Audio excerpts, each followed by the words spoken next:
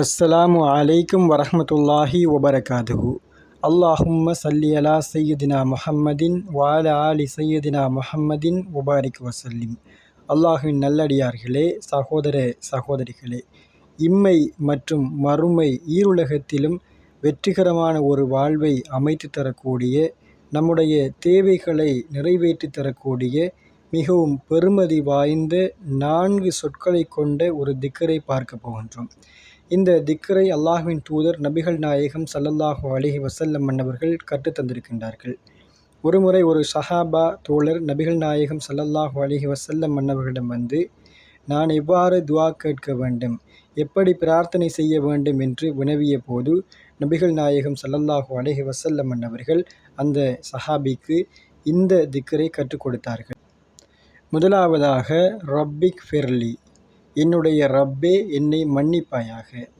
நாம் அன்றாடம் எத்தனையோ தெரிந்தும் தெரியாமலும் பல பாவங்களை செய்து வருகின்றோம். அதற்காக நம்முடைய பிரார்த்தனையை ஆரம்பிக்கும் போதே அல்லாஹ்விடத்தில் மன்னிப்பு கேட்க வேண்டும். அடுத்ததாக, வர்ஹம்னி, யா அல்லாஹ், எனக்கு அருள் புரிவாயாக. அல்லாஹ்வினுடைய அருள் இருந்தால் மட்டுமே நாம் அனைத்தையும் அடைந்து விட முடியும். எனவே அல்லாஹ்விடம் அவனுடைய அருளை கேளுங்கள்.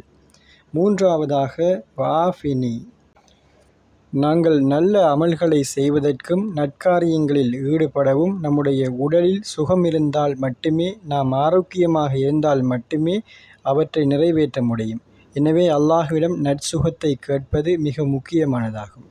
அடுத்ததாக, வர்சுகுனி, வாழ்வாதாரத்தை கொடுப்பாயாக. அல்லாஹ்விடமிருந்து வரக்கூடிய பரக்கத் நம்முடைய வாழ்வாதாரத்தை செழிப்பாக மாற்றும். அதனூடாக நாம் இந்த இம்மை வாழ்வை மிகவும் சிறப்பானதாக ஆக்கிக்கொள்ள முடியும். எனவே இந்த 4 வார்த்தைகள் இம்மை மற்றும் மறுமைக்கு தேவையான அனைத்தையும் கொண்டு வந்து சேர்க்கக்கூடியதாக இருக்கும். நமக்கு மன்னிப்பை வழங்குகிறது, அல்லாஹ்வுடைய அருளை வழங்குகின்றது, உடல் ஆரோக்கியத்தை வழங்குகின்றது, வாழ்வாதாரத்துக்கு தேவையான விடயங்களை வழங்குகின்றது. எனவே இன்ஷா அல்லாஹ் நேரம் கிடைக்கும் போதெல்லாம் இந்த திக்ரை ஓதுவதோடு, நேரம் ஒதுக்கியும் இந்த திக்ரை ஓதுங்கள். அத்தனை சிறப்பு வாய்ந்த திக்ராக இருக்கின்றது. இன்ஷா அல்லாஹ் வல்ல நாயகன் அல்லாஹ் சுப்ஹானஹு வ தஆலா நம் அனைவருக்கும் அவனுடைய அருளையும் பரக்கத்தையும் தந்தருள்வானாக. ஆமீன். அஸ்ஸலாமு அலைக்கும் வரஹ்மத்துல்லாஹி வபரகாதுஹு.